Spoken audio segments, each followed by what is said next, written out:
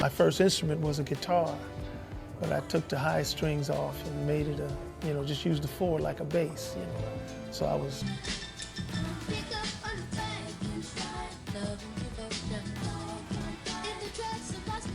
In the vibrant world of 1970s, soul and R&B, one family stood out, not just for their harmonies, but for their unity, charm, and talent. The Silvers, a group of 9 siblings from Los Angeles, captured the hearts of millions with their smooth vocals, infectious dance moves, and unforgettable hits like Boogie Fever and Hotline. Rising from humble beginnings, the Silvers seemed to have it all: fame, fortune, and a bright future. But behind the glitter of show business was a story far more complex, one filled with intense pressure, personal struggles, and devastating loss.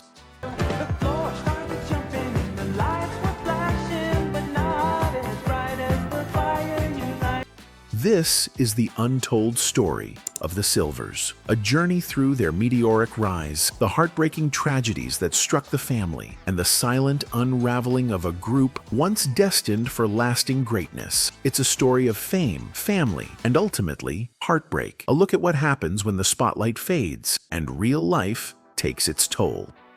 And let's welcome aboard the Soul Train for the first time 6 very beautiful young people who recently claimed their place among the most talented families in the soul music business. Let's get some hands together for the Silvers.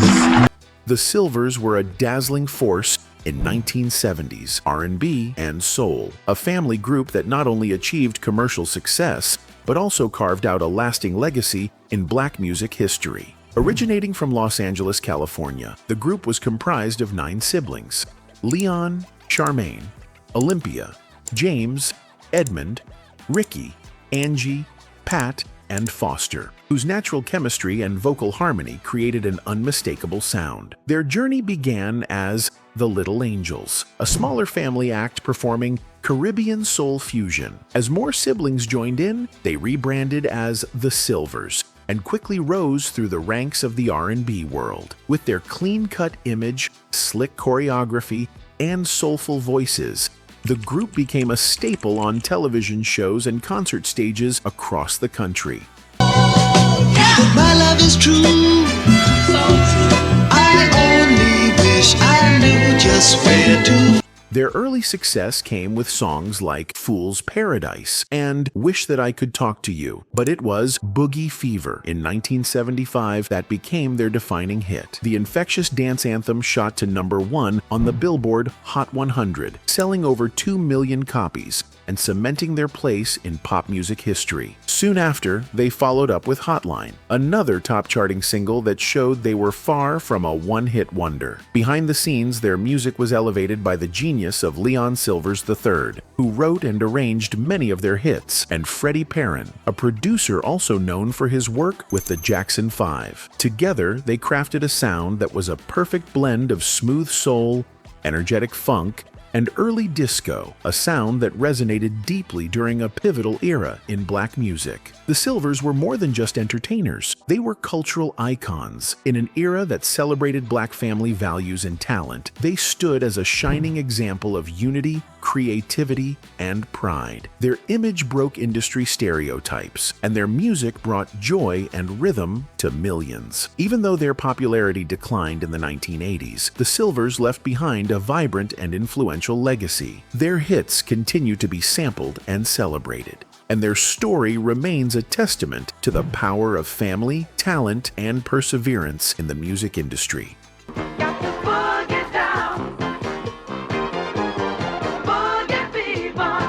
As the 1970s drew to a close, the bright spotlight that once shone on the Silvers began to dim. Behind the scenes, the pressures of fame were building. Managing a group of 9 siblings wasn't easy. Creative differences, financial stress, and the challenge of balancing family with business took a toll on their unity. At the same time, the music world was changing. By the early 1980s, disco had faded, and the rise of new wave, hip-hop, and synth-pop shifted the industry away from the soulful, family-style R&B sound. the Silvers were known for. Their youthful image, once their biggest strength, was no longer in step with the times. Their partnership with Capitol Records eventually came to an end, and without major label support, their presence on the charts faded. Attempts to reinvent their sound and image were met with limited success. From being all tangled up, I'm going to take that microphone with me if I walk right through here, so I better do it now.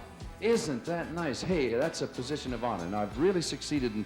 Some members pursued solo paths. Foster Silvers, one of the standout voices, had a solo hit early on with Misdemeanor. Later, he found work behind the scenes, co-writing and producing songs for other artists, including contributions to Janet Jackson's early albums. While his talent remained undeniable, his solo career never matched the group's earlier heights. Despite their efforts, the Silvers couldn't escape the reality that their golden days were behind them. Fame had brought them into the spotlight, but now it was quietly slipping away, leaving behind only echoes of their once massive success. Behind the bright smiles and chart-topping songs, the Silvers faced personal battles that the public rarely saw. The most heartbreaking of these was the loss of Edmund Silvers, the charismatic lead vocalist who helped carry the group's biggest hit, Boogie Fever, to the top of the charts. Edmund was known for his smooth voice, good looks, and magnetic presence. But away from the stage, he struggled with health and personal issues. In the early 2000s, Edmund was diagnosed with lung cancer, a battle he fought quietly and bravely. Tragically, he passed away in 2004,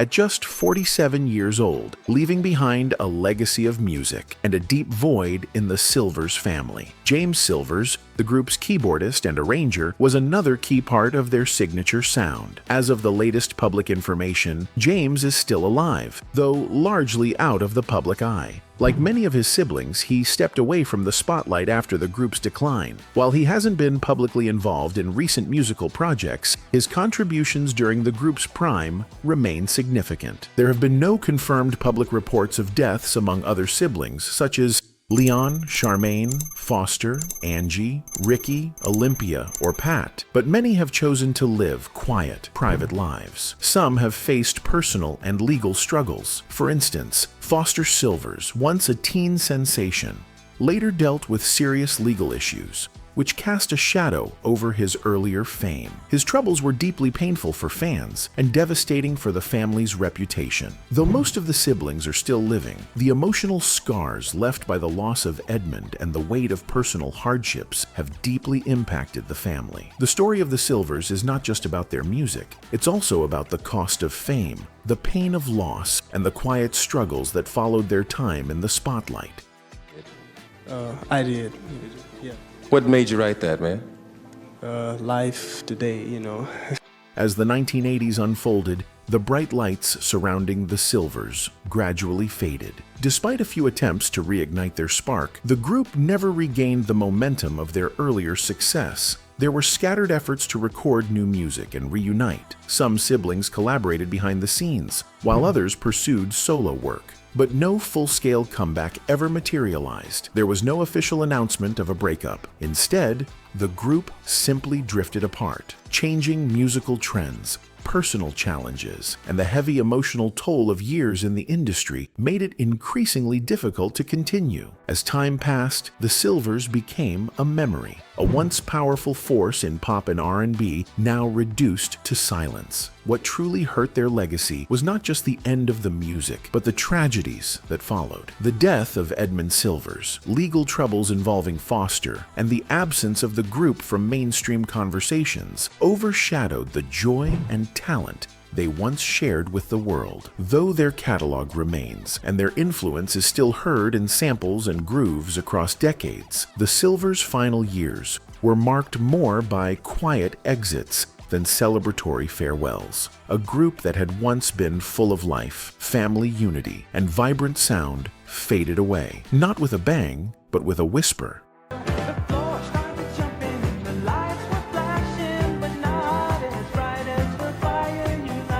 Despite their dazzling fame and musical talent, the Silvers faced serious financial struggles behind the scenes, a fate all too common for many artists of their era, especially young black performers navigating an industry that often prioritized profit over protection. At the height of their fame in the mid-1970s, the Silvers were selling millions of records, performing on national television, and headlining sold-out shows. Yet, the wealth they seemed to represent on stage didn't always translate into actual financial stability. Much of the group's income was tied up in contracts that offered them limited control and minimal royalties, a situation that left many members of the family seeing far less money than their success should have brought. One of the major issues stemmed from inexperienced management and exploitative industry practices. The Silvers were a young family act, navigating a complex and often predatory music business with little legal or financial guidance. Royalties from their biggest hits, like Boogie Fever and Hotline, often ended up in the hands of record labels and producers rather than the group itself. As the disco era faded and music trends shifted in the 1980s, the group's popularity declined. Without a strong financial foundation or diversified income, some of the Silvers struggled to transition into new careers or maintain the lifestyle their fame once afforded. Several members experienced financial hardship, with some reportedly facing issues like debt and difficulty finding steady work outside of music. While Leon Silvers III found a second wave of success as a producer, working with acts like Shalimar, The Whispers, and Blackstreet, many of his siblings lived quieter lives, some far removed from the limelight and, in some cases, the wealth they once seemed destined to secure. The financial story of the Silvers is a poignant reminder that fame doesn't always equal fortune, especially in a business that historically undervalued the contributions of black artists. Their experience underscores the importance of financial literacy, legal protection, and artist empowerment, lessons still relevant in today's music industry.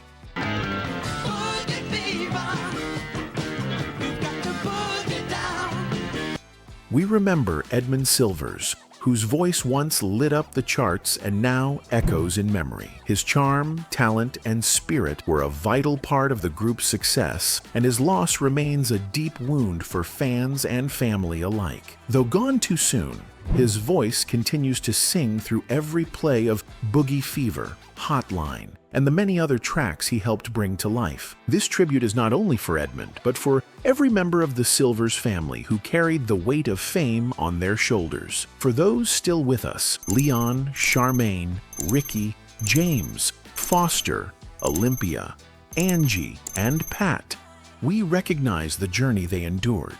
From talented children with dreams to stars caught in the whirlwind of the music industry, the Silvers were more than a family band. They were a symbol of black talent, unity, and resilience during an era when few families like theirs had a place in the mainstream spotlight. Their story is one of immense success, yes, but also of unseen struggle, human pain, and unrealized potential. Let us remember the Silvers, not just for their fame, but for their contribution to music, their unforgettable harmonies, and their humanity. Their songs made us dance, their story makes us reflect, and their legacy will always remain. A bittersweet reminder of the beauty and fragility of fame, family, and life.